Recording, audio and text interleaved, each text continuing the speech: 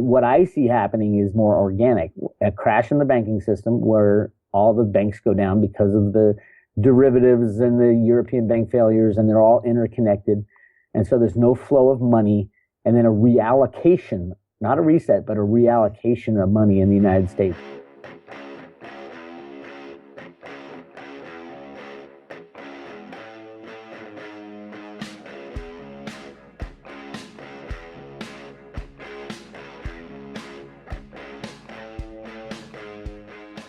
Hi, and welcome to the X22 Report Spotlight. Today we have a returning guest, Bix Weir. Bix has been in the industry for 30 years. He has experience in the financial industry. He's worked for various Fortune 500 companies. He's dedicated his effort over the last 15 years to exposing the long-term manipulation of the gold and silver markets. He's also worked closely with the Gold Antitrust Action Committee, helping to pull the curtain away from the cabal of international bankers that has taken control of our free market system. He is the creator of the Road to Ruta theory, that is roadtoruta.com. And I am very happy to have him back on the X22 Report Spotlight. Bix, welcome back to the Spotlight. Thank you, Dave. It's good to be here. Hey, it's great to have you. And we might as well just start right off with gold and silver. We're seeing fluctuations in gold. I mean, since December, gold was around 1,050, and now we're at 13 and change. Some people are out there saying that gold is going to be going down below 1,000. Other people are saying it's going to go much, much higher. What is your view on what gold and silver are going to do from this point on? Well, I think one thing we all have to remember is that it's not a freely traded market. It hasn't been a freely traded market since the 1960s, since the introduction of computers into the trading, our free market system. So I go a lot into the history of computer manipulation and computer rigging by the Fed, the Treasury, and the big bullion banks. It goes back to the 60s and 70s when we went off the gold standard. And the only reason the unbacked fiat system has lasted so long is because of the control of the gold and silver prices by those behind the scenes. And it's really easy to rig the markets if you have unlimited funds and you have the support of the SEC and the CFTC, which are the regulators in the United States. So that's what happened, has happened to our system, is that everything's been under the control of the manipulation by the Fed and the U.S. Treasury since the 60s and 70s. So you look at the prices today, and why does the price of silver go up or down? And why does the price of gold go up and down? It's got nothing to do with people buying and selling physical. It's got to do with where they, meaning the manipulators, our lovely government and the regulators, where they want it to go and where they need it to go to maintain the status quo and keep the system going. And it hasn't been traded freely since, that's over 40 years. So yeah, they'll put it where they want to put it. With a click of the mouse, they can put gold and silver to $0 per ounce, or they can put it to $1 million per ounce. That's how easy it is. But I do believe that we are approaching that time when this manipulation and the control over our markets and our lives is going to end. So yeah, I see it as a great time. Ultimately, a high silver price would destroy all the banks of the world, the large bullion banks, which will take down every other bank. So when they are ready to do it, and I believe the United States is just about there, because we are the largest debtor nation, and there would be nothing better for the United States than to destroy the system. And they can do that easily with, putting the price of silver at $100 or $200 or $300, which kicks off the derivative implosion through JP Morgan and Deutsche Bank, and then that would cover every other bank too, because they're all interconnected. When you talk about manipulation, I know you talked about click of a mouse, but can you just, from your research and everything that you've looked at, can you just give an example of how they actually manipulate the gold silver market? What do they actually do to manipulate it? Well, it's the price of gold and silver, of physical gold and silver, is determined on basically two markets right now, almost three, but two, and that's the COMEX, that's a futures and options market in the United States. And the way it happens is they throw 1 million ounces. Well, it's actually over 100 billion ounces yearly trading volume on the COMEX.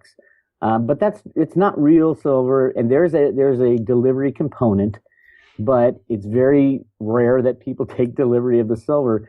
And it's basically the bullion banks, the large banks like HSBC and JP Morgan and Deutsche Bank, trading back and forth to each other as they're told on these markets. And the other large market is the LBMA, which is another electronic market in London. And if you look at just the silver side of it, every year about 900 to a billion ounces of silver comes onto the market, new silver or recycled silver.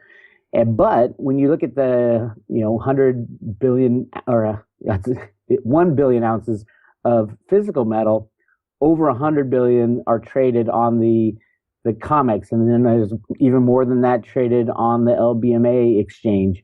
So you wonder, all right, is this what is really being traded here to determine price? Is it the metal, or is it electronic promises of the metal being traded back and forth from these banks to control the price? I would say about 95 to 98% of all trades is just a handful of banks trading back and forth with each other to create an artificial price.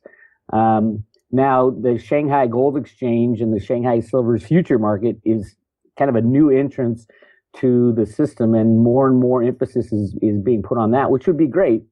It's still an electronic exchange, and people think, oh, no, that's the real thing. It's not. It's electronic promises going back and forth, but there's more of a delivery component because in China and in Asia, there's more of an attachment to physical metal as a form of wealth than there is in the United States.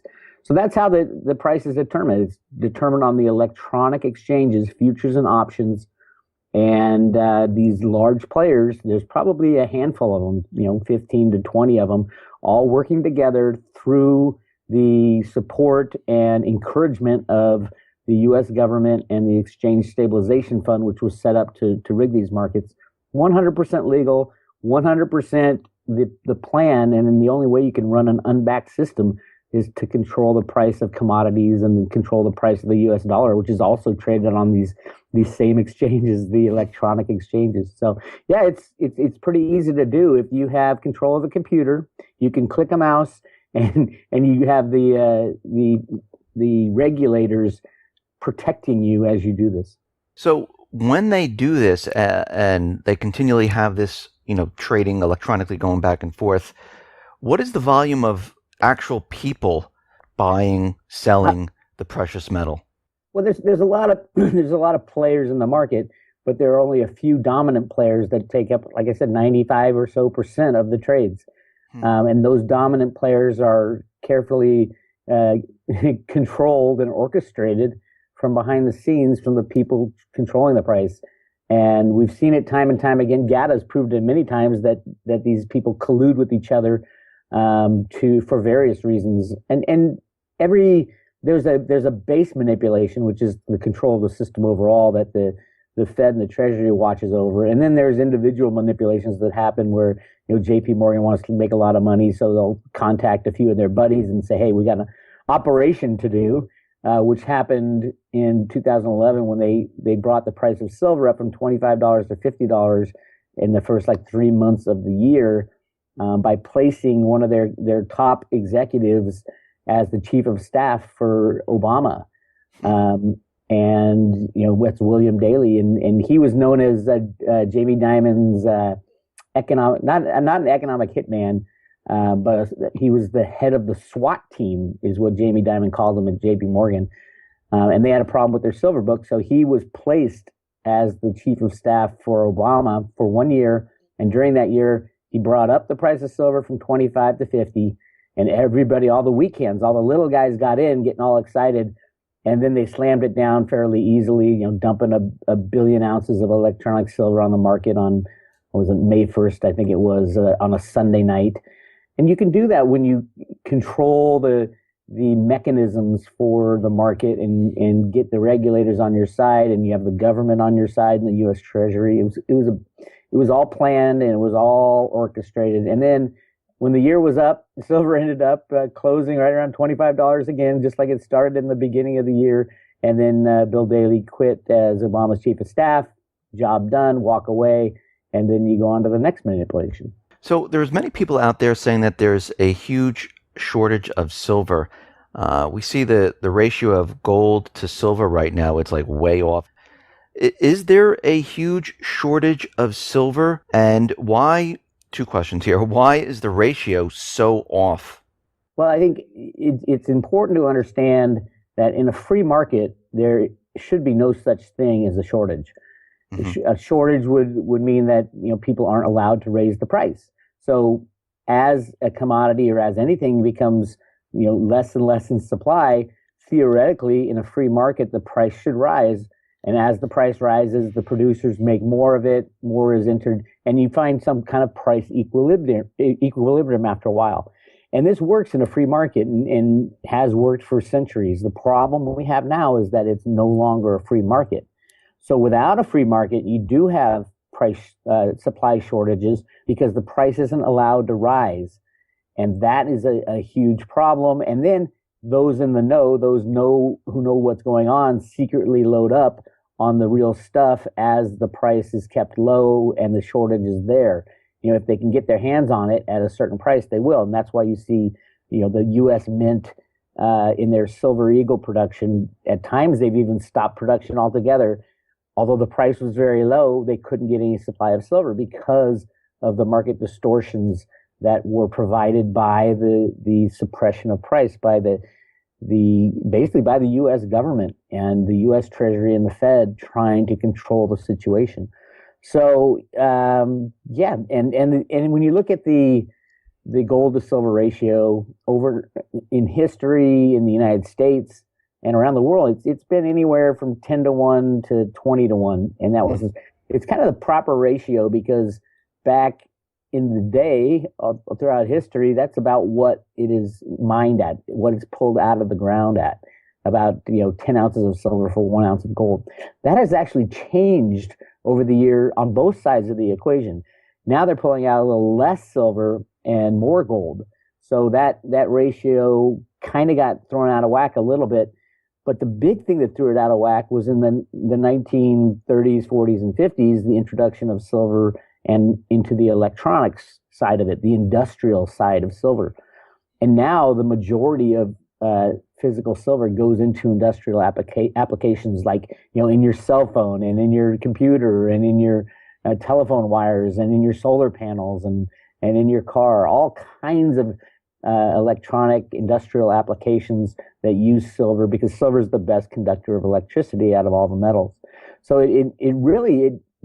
the gold silver ratio should be going the other way.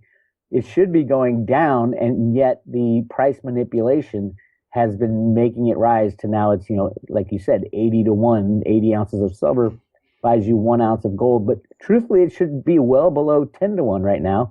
I think it will go there. I think the more people understand what has happened over the last 40 years with silver price manipulation, and remember, silver is consumed, and because it's used in such tiny amounts in every flat screen TV and cell phone, and it is consumed in these little tiny amounts that never get recycled, which is really interesting because gold's the exact opposite. All the gold in the world has been basically put into jewelry and stuffed into a vault.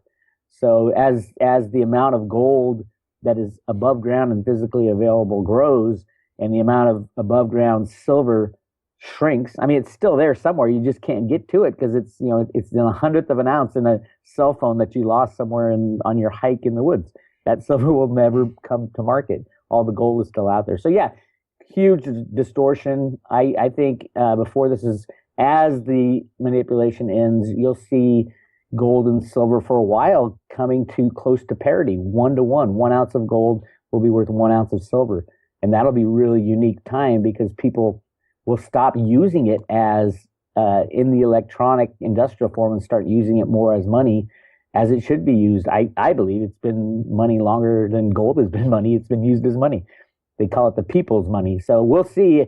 And it all goes together with when this system will crash and when the Fed and the U.S. Treasury, who currently uphold the system, and they buy stocks and they buy the U.S. dollar, and they're going to run it for as long as they can, and that's what we have been doing. So when they let it go, it'll be interesting to see where the true fair market value of gold and silver really is.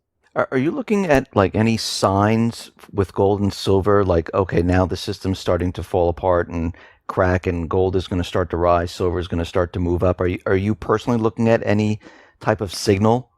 Oh, there's tons of signals that I look at with my work at the Road to Ruta, and the Road to Ruta it's a theory based on a set of publications that the Fed Boston put out, and yeah, there's a tons of signs. One of the really big signs is that there's these what I call truth bombs coming out, these revelations that people have always been going on. Our system has always been rigged. Our politicians have always been massively corrupt, but it was never shown to people. You weren't allowed to talk about this stuff in Congress or in the banks or at the Fed or on CNBC, and you aren't allowed to talk about all the rigging and manipulation and criminal activity that goes on in our government and in our markets. But now we're starting to see these revelations come out and like in email exposures, and you're even seeing our justice system being questioned openly about their honesty. And that's key, because people want to believe that we have the rule of law and we are a just nation, and just saying that we're exceptional, the American exceptionalism is real, versus the reality of what really goes on behind the scenes. Without the rule of law, with all these connected politicians getting off with doing literally anything they want, then the people start questioning, well, if our justice system isn't even even they think they're above the law, then what kind of country do we have? And that's kind of part of what we're seeing with all these outbursts of riots, and the people are angry. But the key, I think, is the release of more of this information, more behind the scenes. Now, right now, it's the Democratic Party and the Clintons and George Soros kind of getting exposed. But I think real soon it's going to flop over to the other side, where the Republican National Committee will get exposed, and the Bushes and the hedge funds in Wall Street will get exposed, because they're all massively criminal. And once the people start seeing that, oh my God, it's not just the Clintons, and it's not just the Bush family and the Republicans, and it's everything to even half of Congress has been completely compromised, and they get payoffs all the time. We're worse than a third world country, and that's the kind of thing that the American people won't stand for, because we do have this. There's an innate feeling that we should be above all this. We should be doing it the right way. This is America. This doesn't happen in America. Things like that, and I think the people will stand up at that point, when it's just so blatant, in your face videos of Clinton talking about how she's going to overthrow some government and secretly sneak arms into Libya and things like that. Those kind of things that it's undeniable on both sides. And it's not just the Democrats versus the Republicans, although they like to show that. I think it's a fight between what I call the good guys and the bad guys, even within government. So yeah, it's really, there's a lot of signs, and you're gonna get these truth bombs over the next couple of weeks and months. And these truth bombs will really shine a light on what's really going on behind our backs. So what do you think is the biggest threat in America? You think the central bank is one of the biggest threats, or do you have any other opinion on who is the biggest threat in America? Well, my research into the central banks, and yes, there are bad people within the central banking system. I do understand that, and that's a huge part of the control of the bad guys over us.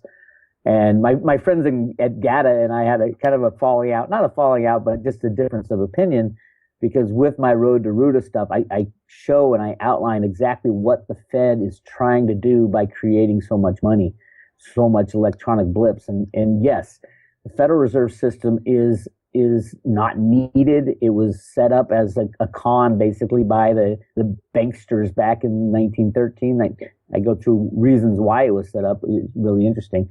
But yeah, we don't need a Federal Reserve. We don't need debt money. We have a U.S. Treasury, and we have a U.S. Congress. Congress supposedly still has the right to print and coin money, and with the stroke of a pen, they can abolish the Federal Reserve System mean that all the Federal Reserve notes will go to zero, getting rid of all our debt. Yes, it gets rid of all our electronic assets as well, but it gets rid of all our debt. And all it takes is a signing of you close the Fed down. And something like that, a truth bomb about the Fed and about all the bad things that the Fed has done. I do think they have done bad things, but I also think they've had a secret agenda to run the system as hard as possible, soaking up all the benefits of fiat money before it crashes. I think Alan Greenspan implemented this policy back in the early 1970s with a couple other guys. Paul Volcker was involved. Arthur Burns, who was the head of the Fed back then and Greenspan's mentor. And those who don't know, Alan Greenspan was one of the original computer programmers who wrote the very first computer programs to run the financial system. He literally was the creator of electronic assets. Not like Al Gore when he said, I created the internet. But no, literally, Alan Greenspan created electronic financial assets. He even blames himself for the Y2K problem because those are the programs that he wrote. And that's the reason why everybody in the mid-80s was asking, why is the world's biggest gold bug, Alan Greenspan, being put in charge of the Federal Reserve System? This was in 1987. Everybody was confused as to what was going on because Greenspan had always wanted to return to a gold standard. And through the work, the publications at the Fed and the work that I've done, I've exposed kind of a behind-the-scenes plot, just like in the Wizard of Oz, where the guy was pulling all the levers. This is the Federal Reserve Bank running the computer programs to run the system as long and hard as possible, build up your military, build houses, and run the monetary system to infinity, and then implode it and go back to a gold standard. And that's the plan that they have going on. If you look at the new $100 bill, it's all gold on the right side of that bill, and right above the 100, it's part of the Declaration of Independence that talks about overthrowing your government when they get out of hand, and that's kind of where we are.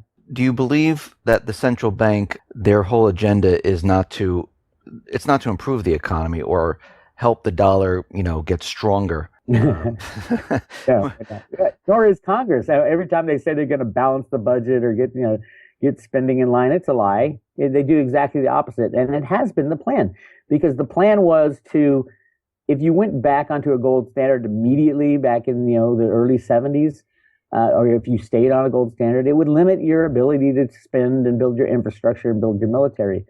So they didn't, and then they knew they would have to at some point, and that was the conclusion of the 1982 Gold Commission report that Ronald Reagan had established. Got all the smartest economists and gold bugs and people in the world and said, should we go back onto a gold standard? This was when inflation was going crazy, and Paul Volcker had to jack the rates up to 20%. And the conclusion was, well, we think what the gold bugs are saying makes sense, but we think also that we can get the budgets in line and we won't have to go back onto the gold standard, and we'll have more control if we just do it the way it is. So we'll just keep going until it implodes. So you would think they would, try to keep the budgets in line. But if you look at the amount of money printing that's gone on since 1982, it's really shot off the roof. And that was what the Federal Reserve Bank of Boston said in these documents that I uncovered, is that the only way back to a gold standard when you go off of it is to run the monetary system and print as much money as possible and destroy it through overprinting. And that's what they're trying to do. At the same time, they suppress the gold and silver prices to keep the game going. They buy the stocks, they buy the bonds, they support the U.S. dollar, and they can, with a computer, that's the ultimate power.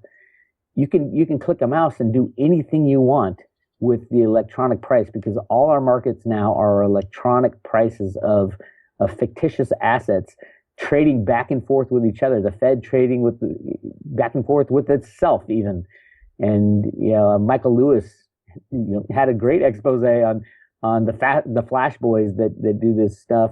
And he kind of drew the line at saying, well, our government's involved in it, and they're the biggest flash boys in the world because they invented electronic assets. They invented the very first computer programs that went into the rigging of the markets. And that was Alan Greenspan working at the Council of Economic Advisors for Ford. And he's been behind the scenes the whole time, clicking his little computers. He's still computer programs today although he's getting, he's up over 90, and you can tell by his interviews, he's getting a little, tired and is not as quick as he used to be. But he used to be brilliant. And no matter what people say about him, they call him bubbles, and they said, you never know what the guy's saying. That was his job. His job was to keep everybody off the off the clues and away from the fact that our life has been under control of computer programs since the 1970s. Every single market has been controlled, and now the end game was always to end that control, in the computer control of the markets. What I think they miscalculated, these people who have run the system for so long, is that we're the ones who are going to have to live through the end game of this. They should have ended it back in the 60s when, after Kennedy was taken out. They should have exposed all the criminals and had a come to Jesus moment in the United States. Now here we are 50, 60 years later, and we have to do it. And it's not fair to us, but it just has to be done. We can't keep kicking this can down the road with computer manipulation. So Bix, if they're looking to crash the economy, why don't they just let it go? Why didn't they let it go in 2008? Well, I think the people weren't ready. I think the whole crash in 2008 was orchestrated by the Fed and by the Treasury. That was the plan. And then they, the bad guys, as I call them, like Hank Paulson goes in front of Congress and says, well, we need $700 billion. And then, obviously they leveraged it to 20 trillion or whatever they do in a fractional reserve system. But they went in front of Congress. And if you remember in 2008, the first answer out of Congress was no. They denied the bailout. The stock market crashed 50%. 3 days later, Paulson comes back and says, you have to give it or the world's going to implode. And then we did it. There weren't enough people to stand up and say, well, nobody understood about the evilness of this banking system and what was going on. And that's part of the reason why it wasn't allowed to go completely through, is that the people weren't ready yet. The people weren't ready to stand up against the powers that be and the banking powers that be. I think they are now. I absolutely think they are now. There's been movies, and if you walk down the street in America and say, what do you think of the big banks? They're going to say, I hate the banks. I can't believe we gave them a bailout. And now look at everybody on Wall Street who's making all this money, and we don't even have a job, and all our jobs are going to China. What is wrong with the country? And they're saying it now on the streets of like Milwaukee and in Chicago, and yeah, it's very scary about how that's all going down, and that's kind of I think that's being supported by the bad guys because they want the people to turn to them when this crash happens, not turn away from them. And turning to them would be, reallocating money in the same proportions that they stay rich. So yeah, it's a hard time, but this is the transition. This is something we need to go through. So the banks will crash again. They will come to Congress again, not for 700 billion this time. It'll be more like 20 trillion. And then it's up to the people to stand up and say, no, we're not going to let them do this again. When they do this, aren't the people going to say, hey, wait a minute? And I think you just said this, that, you did this before. Here we are again. You told us that everything was fine. We were recovering. And now the system's crashing. And you're saying that the people at this point will say, okay, no more. We can't have any more of this. I believe that's what will happen. Now, here's the problem. Problem is that they, meaning the banks and the government, bad guys, have got us so dependent upon the system for everything we do, for our to pay our bills, to work our day's work, to eat food, to have electricity. All that stuff depends on this banking system flowing properly. And if they don't get bailed out, it will not flow properly. Every single bank is dependent upon every other bank. That's why these banks are called too big to fail. And what it means is that if they fail, the rest of the banks will fail as well, and nobody will have anything on the electronic side. So people historically will always vote for themselves to get a bailout. The problem now is that the banks have stuck us with this problem. If we don't bail them out, we don't bail ourselves out. So that's kind of where it is. But if you think about it, what is the biggest problem, financial problem these days, is debt. It's not that people have too many electronic assets. It's that there's too much electronic debt out there. And a crashing of the banking system will get rid of the electronic debt as well as the electronic assets. So that'll be really interesting if the banks go to Congress, which they will, through the Jack Lew, the Treasury Secretary, and say that they need $20 trillion for this bailout this time.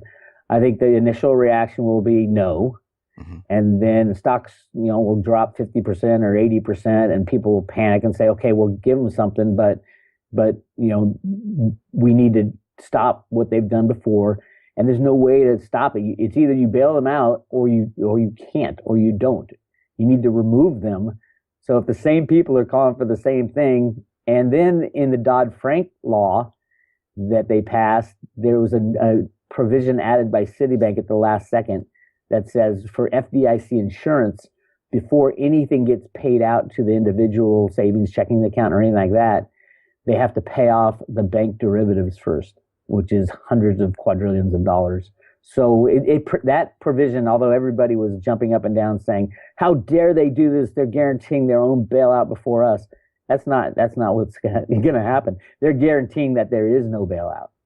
That's what that is, because no way people are going to say, yeah, give the banks quadrillion dollars to cover their derivative bets, and then later we can get paid out for my $1,000 savings account FDIC insurance. So I do think that the banks will come to Congress, and Congress will say no this time. When they say no, what happens at that point? What happens to the dollar? What happens to people's accounts? Gone. 100% gone. Yeah, that's why they're called too big to fail. Is that if they fail, the system shuts down. There's no 401k. There's no savings accounts or checking accounts. These are all everything you own electronically online that you see your balance or you get a statement in the mail. You need 4 or 5 credits to stay in business between you and that, and ever seeing that money. Even if what will money be if the Fed fails? Right now our money is Federal Reserve notes, which is an IOU from a third-party bank.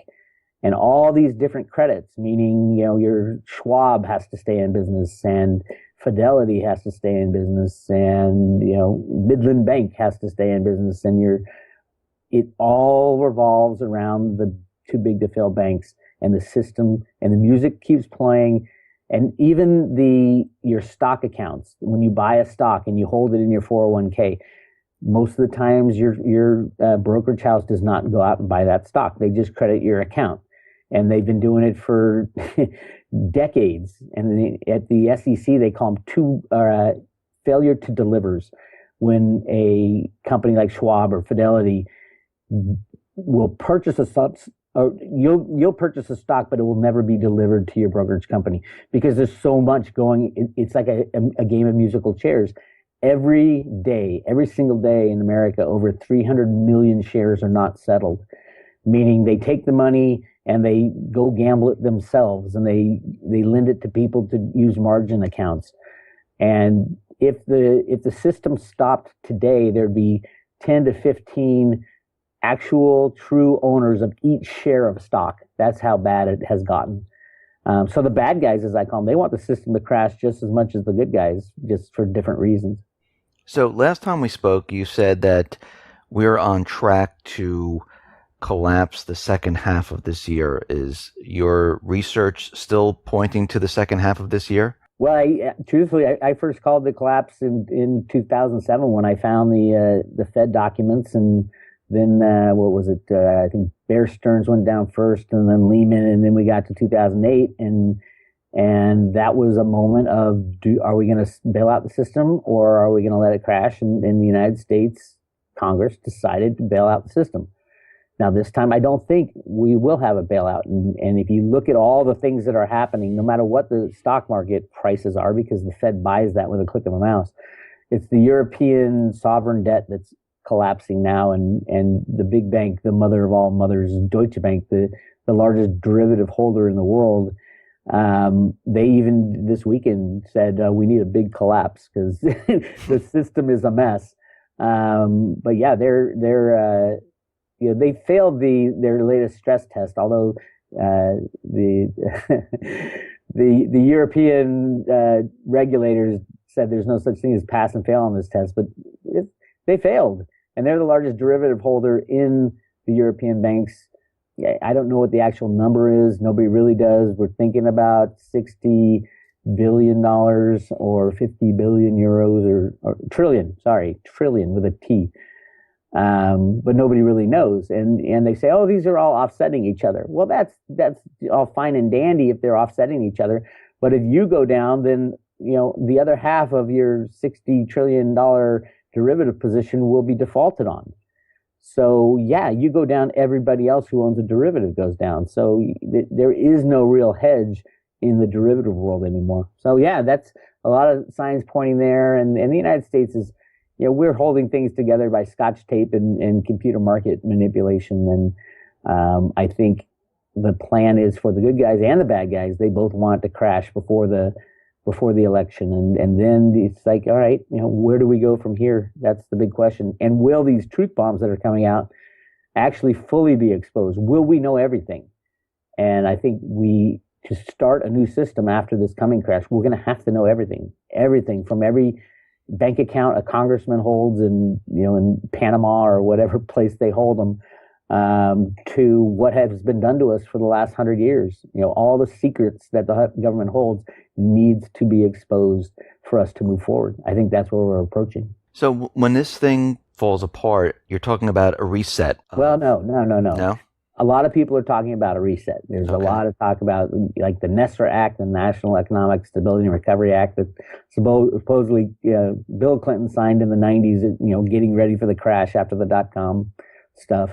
And then you hear all about this hidden gold in Asia, and everybody has a different idea of how there'll be a reset of the system. And the people that are, saying, yeah, we need a reset are mostly people who have stuff.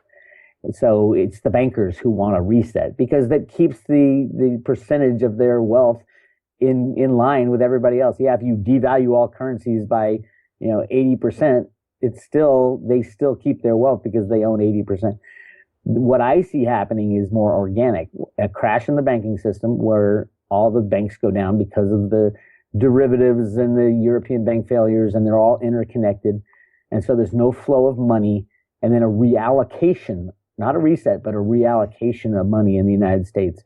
That's what the Fed documents are saying in the Road to Ruta comics and the information that I've dug into coming out of the Federal Reserve Bank of Boston. They reallocated money, and the way they did it, and the way Alan Greenspan, I think, has been promoting it, is you reallocate according to your Social Security balances. Because if you think about it, it pays off. The most important people are those people who have been, working the hardest over these past 50 years and are going to lose everything, and they don't really have the ability. So it's the old people that are getting screwed in the Social Security system that will have the most money because they paid into the system the longest. That's why they're not touching Social Security. But today you think, oh, what do you mean Social Security? You don't make anything off that. Well, if it's the only money there is, yes, you will. Whoever's got the most in Social Security will be very rich because that will be, the new money allocated will be allocated according to who's paid into the system the longest. It is a way, but even the Fed in their documentation says, well, we don't know if the people will accept that even. Will this be in dollars? I mean, what currency? I think they'll be in dollars, but real dollars, not Federal Reserve notes.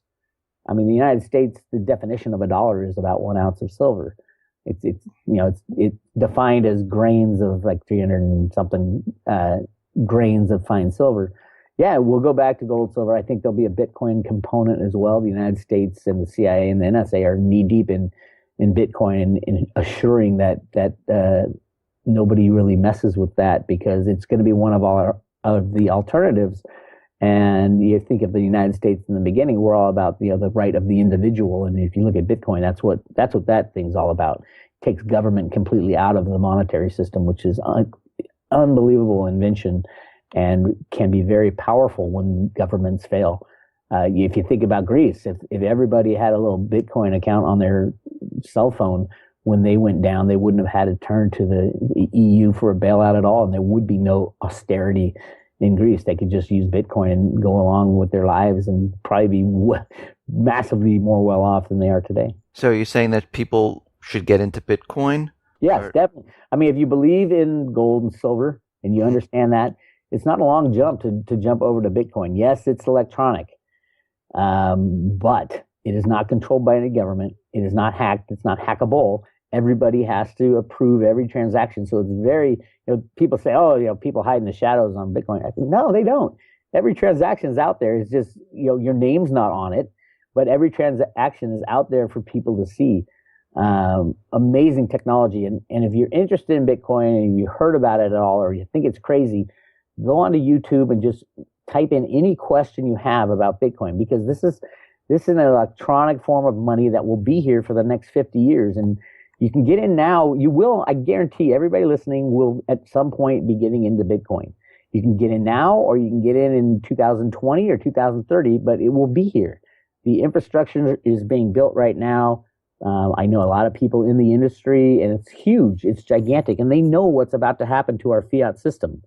So Bitcoin and gold and silver will be the most likely tools to move forward as far as going back to a monetary system. I don't see any way that you can get enough people to agree to some kind of revaluation, because the people who want that are the people who are screwing up our system right now.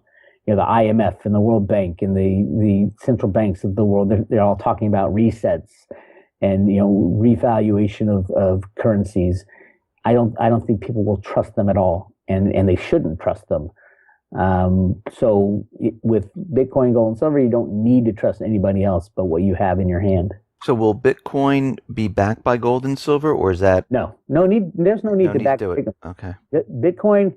The whole thing about gold and silver in the past, one of the many aspects of it is the scarcity factor. And that's why it's the only reason it works as money. It's scarce and it's durable. It's you can go through the list of things that make a good money. Well, on the scarcity aspect of it, Bitcoin is even better than gold and silver, because it is a defined number of Bitcoin that can ever be mined, which is 21 million coins. And it's divisible. I could give you a penny's worth of Bitcoin or a tenth of a penny's worth of Bitcoin today. So as far as Bitcoin needing to be backed by anything, it never will need to be backed by anything. Just like gold will never have to be backed by gold, and silver will never have to be backed by silver. They are assets. They are assets that have limited supply. We don't really know how limited the supply of gold and silver is. I think silver is much more limited than they tell us, and I think gold is much more plentiful than they tell us. I know gold is much more plentiful. It's not that there's 2 swimming pools full of gold. That is a fallacy that has been perpetuated by people like Jeffrey Christian from the CPM group. There's massive amounts of gold. I'm not saying gold is overvalued or undervalued. I think it's massively undervalued in relation to fiat money. But there is a lot more gold, and the Fed documents show, kids walking up to a bank with 10 gold coins to cash in. Really interesting stuff. But you go back and all the hidden gold mines and Yamashita's gold, and there's been gold mined for a long, long time, and it's the De Beers family that came up with this. Supposedly, they had all their researchers, tell the world exactly how much gold and silver there is in the world. And these are the people who, rigged the diamond markets. So that was GMFS back in the 60s. And they came up with a number, and then everybody's gone off that number, and it's complete baloney. And the United States has a lot of gold mines that they aren't tapping yet. I believe they will come out, and the Fed documents, it's exactly what they say, that at some point we're going to be tapping these gold mines that we've been saving for a long time. But silver, I think, is the exact opposite. That's why I think the silver to gold ratio will go to 1-to-1. Is silver, they've had to do some things just to get physical silver, like shutting down the largest secret military plant that had at least 500 million ounces of silver in it, just to get the silver out in the 90s. Really interesting stuff when it comes to silver. Nobody really knows. Truthfully, nobody knows how much physical gold there is in the world. Nobody knows how much physical silver there is in the world. But they do know how much Bitcoin there is, and ever will be. So that's that. I'm a big fan of Bitcoin. I own some of it. I own mostly silver, and then I think I have 1 ounce of gold. So Bix, just for fun. When everything falls apart and you have your gold and silver, what do people do with it afterwards? They just continually hold it, or there's going to be a time and place where they say, okay, you have this gold, you can trade it in, this is how much it's worth? Well, see, that then you're getting to a question of what is going to be used as money. I mean, if you're going to trade, you want to trade things that are overvalued for something that's undervalued. We're just talking about investment, not what you need to live or anything like that. But for investments, yeah, that's the idea. If you think your dollars in the bank are undervalued and you think buying a house is a great time, your dollars are overvalued and the housing prices are low, yeah, buy a house because it's going to change relative to each other. But the whole concept of selling gold and silver and when's the best time to sell, it all depends on what we use as money after the crash. Because 99% of the time in history, people have gone back to gold and silver because you don't need a decider. It has history. And in Asia, you can say, yeah, obviously they'll go to gold and silver because the people, that's where they keep their dowries and their wealth is in gold. So yeah, in China and in India, gold is a huge part of the culture. In the United States, we've been brainwashed into thinking that gold is a barbaric relic or whatever the term was. Ridiculous. And people will learn very fast. And the cool thing to be looking out for in the next couple of months is everybody who's laughed at the gold and silver bugs, or everybody who didn't quite understand what was going on, is going to be clamoring to get their hands on physical gold and silver. And they'll be coming to you for advice, and they'll be running down to their, jewelry stores and local coin shops, trying to get their hands on physical gold and silver. And the people who hold that gold and silver are going to be saying, "No way am I going to give this up. Give it up for what? Give the pieces of paper." So I think the coin shops around the United States will shut down for a while. They're not going to. If you owned a coin shop and all of a sudden the system breaks apart, and everybody wants to get their hands on gold and silver, would you give the people gold and silver for pieces of paper with the Federal Reserve note on it? No, they're going to shut up their shop and go take their gold and silver and retire on a desert island somewhere. So yeah, we're coming into some very interesting times, and the reason all this is happening is because the prices of gold and silver has been suppressed for so long. We're not talking 15 years or so that Gad has been talking about it. I'm talking at least 50 years. Since 50, 60 years since the invention of computers. And then if you go back before that, hundreds of years, even before the creation of the Federal Reserve System. It goes back to, the opium wars in China. You can go back as far as you want, and throughout history, the manipulation of gold and silver and money in general has been ongoing, and it will continue after this next crash and after we go to something else.